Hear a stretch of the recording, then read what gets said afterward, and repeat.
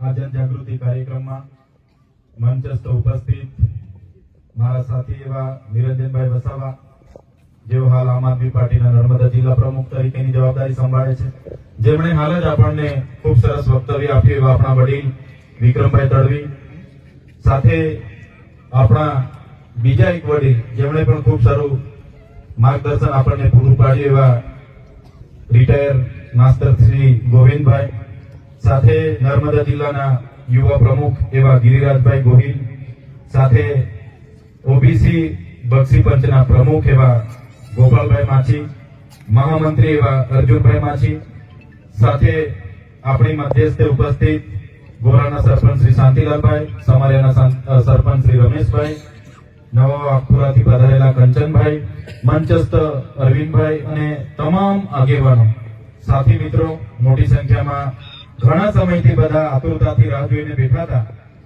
અમારે ડીડીયાપાડા પણ એક કાર્યક્રમ હતો એટલે મોડા પડ્યા છતાં તમારો બધાનો ઉત્સાહ ઉમંગ જોઈને અમને પણ બે વાત કરવાની તક સારી મળી છે. ત્યારે અહીં ઉપસ્થિત તમામ મંચસ્થ સામે બેઠેલા વડીલો, યુવાનો, માતા બહેનો, ભૂલકાઓ બધા માટે આપણે એકવાર જોરદાર તાળીઓ પાડીએ.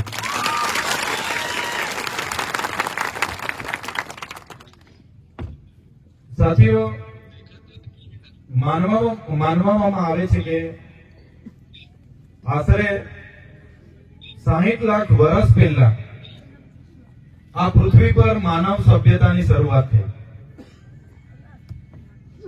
આશરે 50,000 વર્ષ પૂર્વે માનવ એનો શારીરિક અને માનસિક વિકાસ થયો. અંદાજે માનવામાં આવે છે કે 10,000 વર્ષ પહેલા આ પૃથ્વી પર ખેતીની શોધ થઈ અને એવી જ રીતના અનેક નાની મોટી શોધો થઈ. જેમ જેમ ખેતીની શોધો થઈ અને આગળ વધતા ગયા તેમ તેમ નવી નવી સંપત્તિઓની, ખનિજ સંપદાઓની કબજા થવાની અને અનેક સંઘર્ષો, અનેક યુદ્ધો થયા. ઇતિહાસ એવું કહે છે કે હજારો વર્ષ પહેલા આદિવાસી સમાજના નાના મોટા કબીલાઓ હતા, સરદારો હતા, પોતપોતાના રજવાડાઓ હતા. જે જળ જંગલ જમીનની વાતો જે કરવામાં આવે છે, વિસ્તારોમાં આદિવાસીઓના રાજ હતા. આદિવાસી પોતે એકદમ સરળ જીવનશૈલીમાં જીવતા હતા, એકદમ સંવેદનશીલ, એકદમ સમૂહ ભાવના સાથે, પ્રકૃતિ પૂજા સાથે, પ્રકૃતિ મૂલ્યોની સાથે સ્વાવલંબનનું જીવન હતું. ક્યારે પણ કોઈનું શોષણ એમાં નહોતું થતું. પ્રકૃતિ જીવો, પ્રકૃતિ ના ઝાડ હોય, પશુ પક્ષી હોય, જીવજંતુ હોય, બધાની સાથે રહીને મનુષ્ય, આદિવાસી એ કાળમાં જીવતા હતા અને સંતોષી નર તરીકે જીવતા હતા. પોતે સ્વાવલંબન હતા, સ્વતંત્ર હતા. કોઈ પણ જાતના શોષણ વગર એ જીવન હતું. પણ ધીરે ધીરે વિદેશીઓના આક્રમણો થયા. હુણો આવ્યા, શક આવ્યા, આર્યો આવ્યા, અનેક જાતિના લોકો આવ્યા અને અહીંયા ઇતિહાસ કહે છે કે ઘર્ષણો થયા, સંઘર્ષો થયા. અને સંઘર્ષો થયા બાદ જે પ્રકૃતિ સાથે જીવનારો આદિવાસી સમાજ હતો એને સંઘર્ષો દરમિયાન પોતાની પ્રકૃતિ સાથે, પોતાની સંસ્કૃતિ સાથે અને પોતાના સમાજ સાથે વિસ્થાપિત થવું પડ્યું. સમાજની નાતા સાથે છિન્ન ભિન્ન થઈ ગયા. જંગલોમાં પોતપોતાના પરિવારો સાથે, કબીલાઓ સાથે રહેતા થયા અને અનેક સંઘર્ષો થયા પછી તો આપ સૌ જાણો છો, ઇતિહાસ એવું કહે છે કે ક્યારે આદિવાસીએ પ્રકૃતિ પાસેથી વધારે નથી લીધું, પોતાની જરૂરિયાત પ્રમાણે પ્રકૃતિ પાસે એમણે મેળવ્યું અને પોતાનું જીવન ગુજાર્યું. અને પોતે જયારે મરણ પામ્યા ત્યારે એ પણ પ્રકૃતિમાં વિલીન થઈને જતા રહ્યા.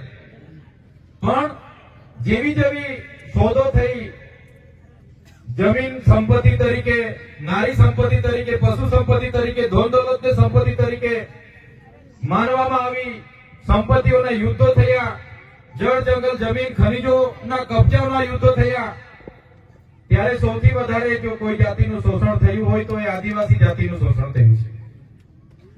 આદિવાસીઓને સૌથી વધારે વિસ્થાપિત થવું પડ્યું છે. ત્યારબાદ વાસ્કો ડી ગામા પણ ઈસવીસન 14મી 15મી સદીમાં વિસ્તારોમાં એમણે પણ ભારત દેશની શોધ કરી. એ શોધની સાથે પોર્ટુગીઝો આવ્યા, ફ્રેન્ચો આવ્યા, ડચો આવ્યા, અંગ્રેજો આવ્યા, સ્પેનિશો આવ્યા, અનેક વિદેશીઓ આ વિસ્તારોમાં આવ્યા, મુગલો આવ્યા. એમણે દેશ પર રજવાડાઓ સાથે યુદ્ધો કર્યા, દેશ પર કબજો લીધો અને 200 વર્ષ સુધી શાસન કર્યું. ઇતિહાસ એવું કહે છે કે શરૂઆતમાં અંગ્રેજો 200 જણા આ દેશ પર આવ્યા હતા.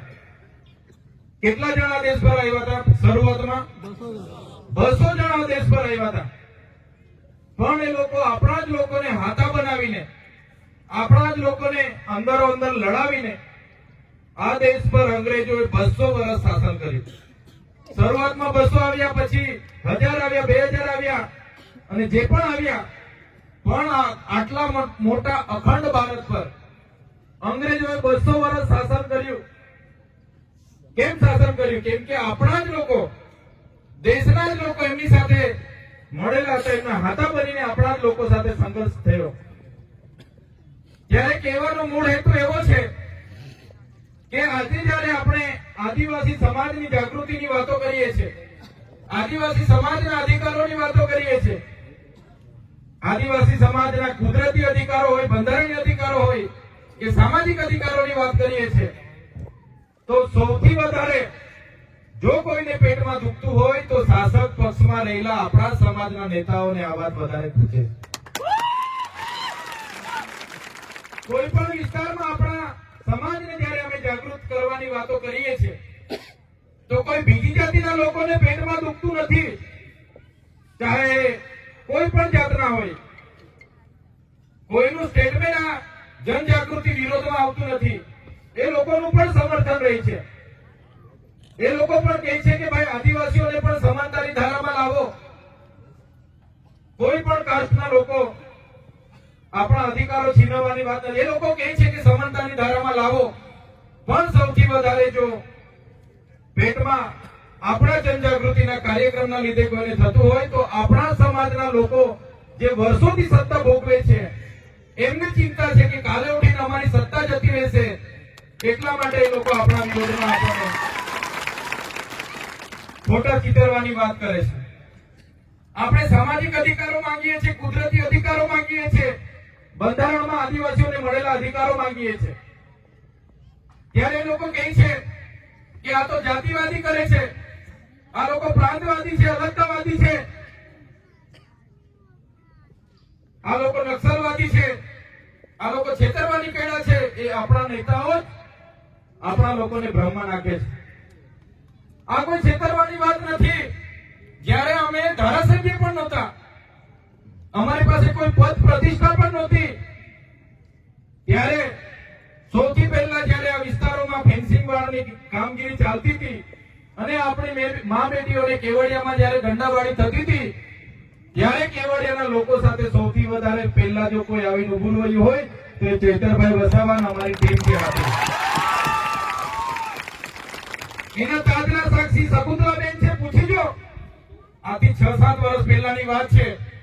અમે તો ક્યારે કેવડિયામાં ચૂંટણી લડવા માટે નથી આવતા અને અમે ભવિષ્યમાં બી, હું કે મારો પરિવાર અહીંયા ચૂંટણી નથી લડવાનો, છતાં કેવડિયામાં મા બેટીઓ સાથે દંડાવાળિયા પોલીસ એમની એસઆરપી કરી રહી હતી.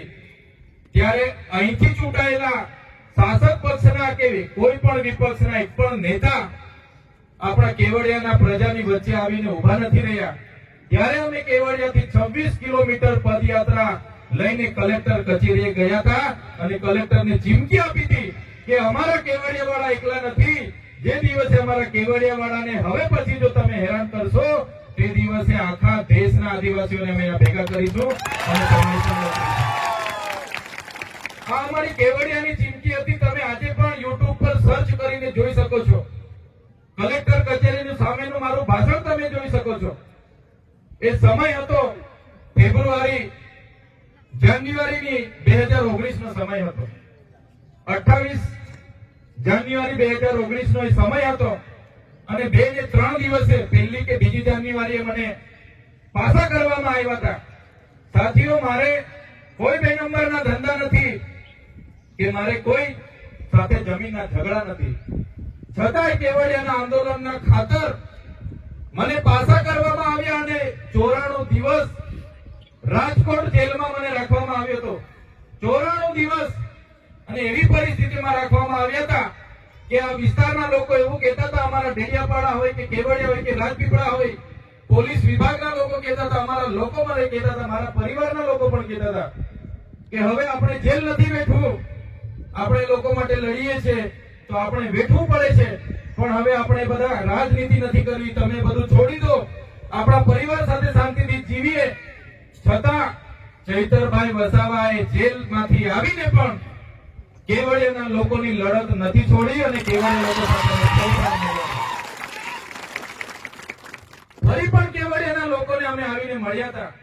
શકુંતલાબેનના ઘરે અમે બધા ભેગા થયા અને ચર્ચા કરી કે તમારી સાથે જ છે, અમે જેલો કરશે, અમે ડરવાના નથી. ફરી અમે 2020માં જ્યારે એસઓયુ સત્તામંડળ બન્યું ત્યારે એક પણ ધારાસભ્ય, તે સમયના એક પણ ધારાસભ્ય નાંદોદના હોય, ડેડિયાપાડાના હોય કે છોટાઉદેપુરના હોય, 27 આદિવાસી ધારાસભ્યમાંથી એક પણ ધારાસભ્ય કેવડિયા સત્તામંડળના વિરોધમાં બોલ્યો નથી. માત્ર જિગ્નેશભાઈ મેવાણી બોલ્યા હતા. એ આજે પણ મને યાદ છે. સત્તામંડળનો જ્યારે કાયદો પસાર થયો, એક પણ આદિવાસી ધારાસભ્ય વિધાનસભામાં બોલ્યો નથી. મિત્રો, આ સત્તામંડળ કાલે ધારે છે કે અમારે હજુ 10 કિલોમીટર ઝરવાણી સુધી લેવું છે તો સત્તામંડળમાં ઝરવાણીને પણ લઈ શકે છે. આજે 6 ગામને સત્તામંડળમાં લીધા છે. 6 ગામનો પાવર ખતમ થઈ ગયો, સરપંચનો પાવર પૂરો થઈ ગયો. જ્યાં કોઈ ગામ સભા નથી મળતી, સત્તામંડળ નક્કી કરે ફાઇનલ, સરપંચનું સત્તાનું કંઈ ચાલતું નથી. જો આ સત્તામંડળ આવનારા દિવસોમાં નક્કી કરશે કે આપણે સાપુતારાથી લઈને સ્ટેચ્યુ ઓફ યુનિટીનો રોડ આ વિસ્તારમાં આવે છે, ઝરવાણીને પણ આપણે ડેવલપ કરી લઈએ, એને પણ સત્તામંડળમાં લઈ લઈએ, તો તે દિવસે પણ આ લોકો ધારશે તો ઝરવાણીને પણ સત્તામંડળમાં લેશે. તે દિવસે આપણો સરપંચ પણ આપણો નહીં હશે, આ વિસ્તારનો તાલુકા સભ્ય પણ નહીં હશે, કોઈની ગામ સભા પણ આ વિસ્તારમાં ચાલશે. એવો સત્તામંડળનો કાયદો છે. આપણા બધા પાવરો એમાં છીનવાઈ જાય છે. એટલે અમે લડતા હતા. 2020-21માં અમે એ સત્તામંડળના કાયદાના વિરોધમાં કેવડિયા ખાતે અમે ધરણા પ્રદર્શન આંદોલન અમે ચાલુ કર્યું હતું. હેલિપેડનું ગ્રાઉન્ડ હતું. અમે 2-3 હજાર લોકો ત્યાં ધરણા પર આવા તાપમાં બેઠા હતા. આજે પણ મારા કેવડિયાના સાથી મિત્રો, મારા શકુંતલાબેનથી માંડીને બધાને ખબર છે, એ રદ કરવા માટે અમે લડતા હતા. એક પણ ધારાસભ્ય ગુજરાતનો અમારા સરકારમાં નથી આવ્યો. 70 લોકો પર અમારા પર ત્યારે પણ ફરિયાદ થયેલી, અમને બધાને જેલમાં નાખ્યા હતા, અમારી ગાડીઓ નાખી દીધી હતી, અમારો મંડપ, અમારા પડદા. ત્યારે પણ અમે કીધું હતું તમારે જેટલી વખત જેલમાં નાખવા હોય તેટલી વખત નાખજો, અમે કેવડિયાને જનતા માટે જ્યાં પણ અન્યાય થશે અમે લડીશું, અમારી તમારે જેલોથી અમે ક્યારે ડરવાના નથી. સાથીઓ, જ્યારે આવા અન્યાયો થાય છે ત્યારે અમને દુઃખ થાય છે. નર્મદા ડેમની જ્યારે દેશને જરૂર પડી ત્યારે આપણા આખા ગામડા એમાં આપણે વિસ્થાપિત થયા છે. આપણા પરિવાર સાથે વિખૂટા પડી, આપણી પ્રકૃતિ સાથેનો નાતો તૂટી ગયો, આપણી સંસ્કૃતિ તૂટી ગઈ, સમાજ સાથે આપણે વિખૂટા પડ્યા અને આપણા સાથેના લોકો કેટલા વિસ્થાપિત થઈને નવા વસાહતોમાં જતા રહ્યા. આજે પણ એમના અધિકારો એમને નથી મળ્યા. એમણે કીધું હતું પરિવારમાંથી એક જણને સરકારી નોકરી આપીશું, સિંચાઈ પિયત વાળી ખેતીની જમીન આપીશું, નર્મદાની વીજળી મફત આપીશું. આજે પણ એ લોકોની માંગ નથી પૂરી થઈ. આજે પણ એ લોકોના ગામોમાં સ્મશાનની જગ્યા નથી. એ લોકોની ગામમાં આજે આંગણવાડી નથી. એ લોકોના ગામમાં આજે પણ શાળા નથી, ગોચર નથી. એવી પરિસ્થિતિ અહીંથી વિસ્થાપિત થયેલા લોકોની છે. એટલા માટે અમને દુઃખ થાય છે. નર્મદાનો ડેમ બન્યો, પાણી તમે કચ્છ સુધી લઈ જાઓ તો અમને વાંધો નથી, તમે પૂરા દેશમાં લઈ જાઓ, બધાને આપો, અમને કોઈ જ વાંધો નથી, બધાને આપો. પણ જે આદિવાસી સમાજે પોતાના ગામો અહીંયાથી વિસ્થાપિત કર્યા, પોતાની જમીનો એમાં ડૂબી ગઈ, એ લોકોને આજે પણ પીવાના પાણીના ફાફા કરવા પડે એ વાત સાથે અમે સહમત નથી. એટલે આવનારા દિવસોમાં આપણે બધાએ જાગૃત થવું પડશે. આપણે તળાવ રાખવા બેઠા છે અને તરસ્યા મરીએ છીએ એવી વાત અહીંયા ઉભી થાય છે. આપણું પાણી આપણને નથી મળતું ત્યારે સરકારોને પણ કહેવા માંગીએ છીએ, તમે ગુજરાત નહીં તમે દેશમાં લઈ જાઓ પાણી, અમને વાંધો નથી, પણ અમારા સમાજને કેમ નથી આપવા માંગતા? જો આવનારા દિવસોમાં આ સરકારો આપણા આદિવાસી સમાજને નર્મદાનું પાણી નહીં આપશે, તે દિવસે આપણે બધા ભેગા થઈને નર્મદા કેનાલ બંધ કરવાની ફરજ પડશે, તો આપણે બંધ કરાવી દઈશું. અહીંયા તળાવ રાખવા બેઠા છે આપણે તરસ્યા મરીએ છીએ, એ હવે ચાલવા દેવાનું નથી. આજે સ્ટેચ્યુ ઓફ યુનિટી થી ગ્રીન કોરિડોર બનતો અહીંયા સુધી આવી ગયો છે, પાટલા મોં સુધી. અમારે ડેડિયાપાડામાં આવીને અમે અટકાવીને બેઠા છે. અમે સરકારને કીધું વિકાસ સાથે અમે સહમત છે, પણ તમારા રોડમાં અમારા ખેડૂતને શું વળતર મળવાનું છે? અમારા ખેડૂતનું મોવડો જાય, આંબો જાય, જે ઝાડ કપાશે એનું શું વળતર મળશે? કાચું ઘર પાકું ઘર જશે એનું શું વળતર મળશે? બોર જશે, કૂવો જશે એનું શું વળતર મળશે? જમીનનું શું વળતર મળશે? જે લોકો સનદ મળી છે, જંગલની જમીન ખેડી ખાય છે લેવલિંગ કરીને, એમને શું વળતર મળશે? ત્યારે સરકાર પાસે જવાબ નથી. એટલે સરકારને અમે કીધું છે વિકાસ સાથે અમને વાંધો નથી, પણ જો તમે અમારા ખેડૂતની મફતના ભાવે આ જમીન લેવા માંગતા હોય તો હવે તમારો રોડ આ વિસ્તારમાંથી અમે નીકળવા દેવાના નથી. આદિવાસી આ પ્રકૃતિ સાથે જીવનારો છે. આ હાઈવે બની ગયા, સ્ટેચ્યુ ઓફ યુનિટી ઊંચા બની ગયા, બિલ્ડિંગો બની ગયા, નહેરો નીકળી ગઈ, રેલવે નીકળી ગઈ, કોરિડોર નીકળવાના છે. એ કઈ આપણા આદિવાસીઓના માટે નથી, એનાથી આદિવાસીઓનો વિકાસ નથી થવાનો. એ વિકાસ એ પૂંજીપતિઓનો, ઉદ્યોગપતિઓને આ વિસ્તારમાં લાવવા માટેનો, આ વિસ્તારમાં જે ખનીજોના ભંડારો છે એને કાઢવા માટેનો આ લોકો આગોતરું પ્લાનિંગ કરી રહ્યા છે. તો સાથીઓ, આજે તમે કેવડિયાવાળા એકલા નથી. આજે કેવડિયાવાળાની વારી છે, કાલે માલસામોટ વાળાની પણ વારી આવવાની છે, દેવમોગરા વાળાની પણ વારી આવવાની છે, છોટાઉદેપુર વાળાની પણ વારી આવવાની છે. આદિવાસી વિસ્તાર જ હવે બચ્યો છે. બધાની નજર આપણા વિસ્તારો પર છે. જો આજે આપણે જાગીશું નહીં, આવનારા દિવસોમાં તમામ આદિવાસી વિસ્તાર 10 થી 15 વર્ષમાં પતી જવાનો છે. તમે યાદ રાખજો. એટલા માટેની આજે આ જાણ જાગૃતિની મીટિંગ છે કે આપણે હવે જાગી જવાનું છે. ક્યાં સુધી આપણે વિકાસના નામે આપણી પાસે મફતના ભાવે જમીનો લઈ છે? આજે સ્ટેચ્યુ ઓફ યુનિટીની વાત આવે, આ ગામથી સ્ટેચ્યુ ઓફ યુનિટી સામે દેખાય છે. અમે પીપળી ખેતર ફળિયામાં હમણાં જઈને આવ્યા, ત્યાં ગાડી નથી જતી. જ્યાં વિશ્વની સૌથી મોટી પ્રતિમા હોય, વિશ્વના ટુરિઝમો આવતા હોય, અને સરકારો આ સ્ટેચ્યુ ઓફ યુનિટીના નામે, નર્મદા ડેમના નામે પૂરા દેશમાં ચૂંટણી લડીને જીતતી હોય, અને એનાથી 5 કિલોમીટરના ગામમાં, 10 કિલોમીટરના ગામમાં રોડ ના હોય, આનાથી દુઃખની વાત તો બીજી શું હોઈ શકે? આનાથી દુઃખની વાત બીજી શું હોઈ શકે? સાથીઓ, દુઃખની વાતમાં પણ આપણા લોકોને તાળીઓ પાડવાની ટેવ પડી ગઈ છે. એટલા માટે જ આ લોકો અહીંયા આવે છે, બોલાવે છે, તાળીઓ પડાવે છે અને બધું લૂંટી જાય છે. ક્યાં તાળી પાડવી એ પણ આપણા લોકોને ખબર નથી પડતી. કોની સામે તાળી પાડવી એ પણ આપણા લોકોને ખબર નથી પડતી. એટલે અમને દુઃખ થાય છે. આજે સ્ટેચ્યુ ઓફ યુનિટીના 7 થી 8 કિલોમીટરના ગામ પીપળી ખેતરમાં અમે હમણાં જઈને આવ્યા, રોડ નથી. ત્યાંની બહેનોએ કીધું, એક બેન ડિલિવરીમાં હતા, પ્રસૂતિની પીડાથી ઝોલીમાં લઈ જતા મરી ગયા. મહિના પહેલાની વાત છે. અહીંથી 10 કિલોમીટર ચાપડ ગામમાં, આ તાલુકાનું ગામ છે, જ્યાં વિશ્વની સૌથી ઊંચી પ્રતિમા છે. એ ચાપડ ગામની મહિલાને પ્રસૂતિની પીડા ઉપડી. એમ્બ્યુલન્સ રોડ ન હોવાના કારણે ત્યાં નહીં આવી પહોંચી. ગામના યુવાનો ઝોલીમાં નાખીને નીકળ્યા. 5 થી 7 કિલોમીટર ચાલીને જવાનું હતું. રસ્તે ડિલિવરી થઈ ગઈ, બાળકને જન્મ આપ્યો. પ્રકૃતિની દયાથી બેન બચી ગયા. પણ એની બાજુનું ગામ જે તુરખેડા ગામ છે, અમારી મહિલાની પણ આ પરિસ્થિતિ ઊભી થઈ, પ્રસૂતિની પીડા ઉપડી, ગામના યુવાનો વડીલો ઝોલીમાં રાખીને લઈ જતા હતા, એટલી પીડા ઉપડી કે બેનને રસ્તામાં ડિલિવરી થઈ ગઈ ને બેનને પોતાની જીવ ગુમાવવો પડ્યો. શા માટે આદિવાસીઓ સાથે અનદેખી કરવામાં આવે છે? મોટી મોટી સમાનતાની વાતો થાય છે, પણ વરવી વાસ્તવિકતા એવી છે કે દેશના આઝાદીના 78 વર્ષ પછી પણ અમારી જમીનો સંપાદન થઈ, એનું વળતર નથી મળ્યું, વિસ્થાપિતોને એની માંગો નથી પૂરી થઈ.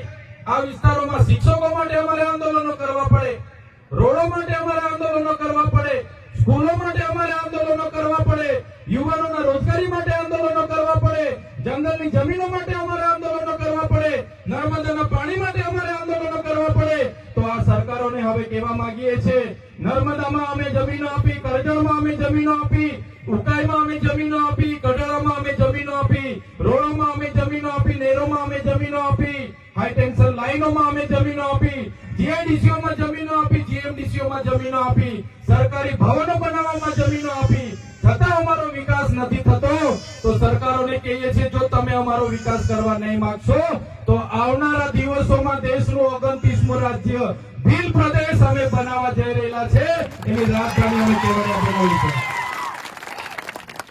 અમને અલગ 29મું રાજ્ય અમારું સ્વતંત્ર આપી દો, એની રાજધાની અમે કેવડિયા બનાવીશું. અમારી પાસે આટલું બધું પાણી છે, એની રોયલ્ટી છે, વીજળી ઉત્પન્ન થાય છે, એની રોયલ્ટી આવે છે. અમારે ત્યાં લિગ્નાઇટની ખાણો છે, રેતીની ખાણો છે, યુરેનિયમની ખાણો છે. અમારે ત્યાં ભૂગર્ભમાં એટલા બધા ખનીજો છે, જળ છે, જંગલ છે, જમીનો છે. અમને અલગ સ્વતંત્ર આદિવાસીઓનું સ્વાયત્ત રાજ, અમને અલગ ભીલ પ્રદેશ રાજ્ય આપો, અમે અમારો વિકાસ કરી લઈશું. હવે તમારા ભીગની અમને જરૂર નથી. ક્યાં સુધી અમે, અમારા સાથી મિત્ર નિરંજનભાઈએ કીધું, ક્યાં સુધી અમે આંદોલનો કરીશું, ક્યાં સુધી અમે ધરણાઓ કરીશું, ક્યાં સુધી અમારા જમીનોના વળતરો માટે ભીખ માંગીશું, ક્યાં સુધી લડેંગે જીતેંગે, ક્યાં સુધી જિંદાબાદ મુર્દાબાદ કરતા રહીશું. એટલે હવે જે પણ અમારી બાપ દાદાએ જિંદગી લડેંગે કહ્યું હશે, અમારા બાપ દાદાએ જે પણ ધરણા પ્રદર્શન કર્યા હશે, અમે હવે યુવાનો તૈયાર નથી. હવે સરકારને અમે સીધી ને સરળ ભાષામાં કહેવા માંગીએ છીએ, દેશનું 29મું રાજ્ય અમને ભીલ પ્રદેશ આપી દો, અમે અમારો વિકાસ કરી લઈશું. એની રાજધાની અમે કેવડિયા બનાવવા જઈ રહેલા છે અને અમારા સમગ્ર આદિવાસી સમાજનો અમે વિકાસ કરી લઈશું. આજે આપણે તમે જોઈ લો, દેશમાં 8% આદિવાસી વસ્તી છે, ગુજરાતમાં 15% આપણી વસ્તી છે, છતાં નિર્ણાયક ભૂમિકામાં આદિવાસી નથી. બજેટ તૈયાર થાય છે, એમાં આપણા લોકો નથી, સચિવાલયમાં આપણા લોકો નથી, કલેક્ટર હોય, એસપી હોય, એમાં આપણા લોકો નથી. આજે યુનિવર્સિટીઓના કુલપતિ આપણા લોકો નથી, ન્યાય પ્રણાલિકાઓમાં આપણા લોકો નથી. જ્યાં પણ નિર્ણય લેવાનો હોય છે ત્યાં આપણા લોકોને સાઈડ પર કરવામાં આવ્યા છે. કરોડો અબજોના બજેટો બની જાય છે, પણ ગેર આદિવાસી લોકો એ બજેટો સગે વગે કરવા અને મંત્રીઓના હાથા બનાવીને, અહીંના ધારાસભ્યોને હાથા બનાવીને, સાંસદોને હાથા બનાવીને અહીંની જમીનો આજે લૂંટાઈ રહી છે. આજે 73 એની જમીનો કેવડિયામાં કલેક્ટરોએ શ્રી સરકાર કરીને એમના મળતિયાઓને આપી દીધી. એક પણ નેતા બોલવા માટે તૈયાર નથી. ઊંચા ઊંચા ભવનો બની ગયા, બિલ્ડિંગો બની ગયા, એક પણ નેતા ખેડૂતો સાથે આવીને ઉભો રહેવા તૈયાર નથી. અહીંયા એટલી મોટી એજન્સીઓ બધી આવી, સફારી પાર્ક એવા સફારી પાર્ક 200 કરોડના ટ્રાઇબલ બજેટથી બનાવવામાં આવ્યો અને રૂપિયાના ટોકનથી રિલાયન્સને આપી દેવામાં આવ્યો. એક પણ નેતા બોલવા તૈયાર નથી. શા માટે આદિવાસીઓને આટલો બધો અન્યાય થાય છે? શા માટે દેશના આઝાદીમાં અમે કહીએ છીએ, આઝાદીમાં આદિવાસી સાથે કેમ અન્યાય? જ્યારે અમે આદિવાસીઓ માટે બોલીએ છીએ ત્યારે કેટલાક નેતાઓ અમને જાતિવાદીમાં ખપાવે છે, કેટલાક અલગતાવાદીમાં, પ્રાંતવાદીમાં, વિકાસ વિરોધીમાં, નક્સલવાદીઓમાં અમને ચિતરે છે. ત્યારે અમે કહેવા માંગીએ છીએ, અમારા અધિકાર, કુદરતી અધિકાર અમને જોઈએ છે, બંધારણીય અધિકારો અમને જોઈએ છે. આ વિસ્તારોમાં આજ દિન સુધી અનુસૂચિત 5 લાગુ નથી થઈ, પૈસા 1 લાગુ નથી થયા. શા માટે? 73 અમારા કાયદા બંધારણમાં જે પણ માનવતાવાદી કાયદાઓ બનાવવામાં આવ્યા છે એનું અધિકારીઓ દ્વારા અર્થઘટન કરીને ખોટું અર્થઘટન કરીને ઉલ્લંઘન કરવામાં આવે છે, ત્યારે અમારે હવે આ બધું સહેવાનું અમે સહેવાના નથી.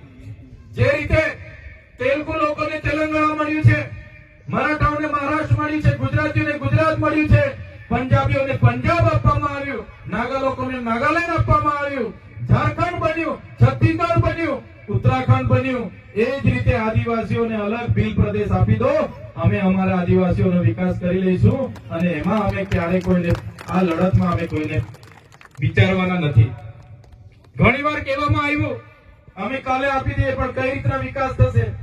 આટલી મોટી દેશમાં 80% ખનિજ સંપદાઓ આદિવાસી વિસ્તારોમાં છે, તો પણ આજે 80% આદિવાસી ગરીબ રેખાના નીચે જીવે છે. આજે દેશમાં નાના મોટા ડેમો હોય, ખનીજોની ખાણો હોય, કારખાના હોય, જીઆઈડીસી હોય, સરકારી આવાસો હોય, રોડ હોય, રસ્તા હોય, કોરિડોર હોય, નહેરો હોય કે રેલવે હોય. આજે દેશમાં 1,40,00,000 લોકો આદિવાસીઓને વિસ્થાપિત કરવામાં આવ્યા છે. આજે 1,40,00,000 આદિવાસી પોતાની જમીનોથી વિભિન્ન થઈ ગયેલો છે, પોતાની સંસ્કૃતિથી, પોતાની પ્રકૃતિથી ભિન્ન ભિન્ન થઈ ગયેલો છે, પોતાના સમાજથી છિન્ન ભિન્ન થઈ ગયેલો છે. ત્યારે આજે આદિવાસી બેહાલ છે. આદિવાસી આજે કોઈ પણ જાતના બેહાલ બેસહારા થઈને આજે દેશમાં ફરી રહ્યો છે. ત્યારે સાથીઓ, સ્વાભાવિકપણે આદિવાસીઓની ચિંતા અમારે કરવી પડે છે. આજે જે પરિસ્થિતિ આ વિસ્તારોમાં લોકો કરી ગયા છે, આવનારા દિવસોમાં સ્ટેચ્યુ ઓફ યુનિટીથી સાપુતારાનો કોરિડોર આવી રહ્યો છે, ત્યારે પણ આપણે જાગવાની જરૂર પડશે અને બધાએ સાથે રહીને આગળ વધવું પડશે. વધારે વિશેષ નથી અમે કહેતા, પણ આદિવાસી સમાજનો ઇતિહાસ ગૌરવશાળી છે. દેશની આઝાદીમાં આટલું મોટું યોગદાન આપ્યું, દેશના વિકાસમાં આટલું મોટું યોગદાન આપ્યું, પણ જ્યારે આટલી બધી આદિવાસીઓ સાથે અસમાનતા ભાવથી જોવામાં આવે છે, ત્યારે દુઃખ સાથે અમારે કહેવું પડે છે. ત્યારે વધારે વિશેષ નથી કહેતા, સમય પણ ઘણો થયો છે, તમે પણ ઘણા સમયથી બેઠા છો, પણ જે પરિસ્થિતિ આપણી છે એમાંથી નીકળવા માટે આપણે બધાએ જાગવું પડશે. જે નેતાઓને આપણે ચૂંટીને મોકલીએ છીએ, ચાહે તાલુકા પંચાયતનો હોય, જિલ્લા પંચાયતનો હોય, ચાહે ધારાસભ્ય હોય કે સાંસદ સભ્ય હોય, એ આપણું પ્રતિનિધિત્વ ત્યાં વિધાનસભામાં કે સંસદ સભામાં કરતા નથી. એના કારણે જ આજે આપણે દુઃખી થયા છે. ત્યારે સાથીઓ, મૂળ વાત, આવનારા દિવસોમાં જે પણ ચૂંટણીઓ આવશે, એ ચૂંટણીઓમાં તમારું પ્રતિનિધિત્વ કોણ કરી શકે છે, તમારા માટે કોણ ગ્રાઉન્ડ પર અને સદનમાં બોલી શકે છે, એવા નેતાને તમે પસંદ કરીને જ આવનારા ભવિષ્યમાં આગળ મોકલજો, તો જ આપણા બધાનો કંઈક નિવાડો આવશે એવું માનું છું. સાથે સાથે આજના કાર્યક્રમમાં અમને બધાને તમે લોકોએ આમંત્રિત કર્યા, અમારું સન્માન કર્યું, અમારા સ્વાગત કર્યા, અમને સાંભળ્યા, એ બદલ બધાનો આભાર માનીએ છીએ. સાથે સાથે બધાને ઉલગુલાલ, આપકી જય, સ્વકર્તા પિતૃ કી જય, બધાને જોહાર, પ્રકૃતિ કી જય, ભારત માતા કી જય. જય ભીલ પ્રદેશ સાથે વિનમું છું. બધાનો ખૂબ ખૂબ આભાર, ધન્યવાદ. જય આદિવાસી. ખૂબ ખૂબ આભાર. દરેક ભાઈઓ બહેનો શિસ્ત જાળવીશું.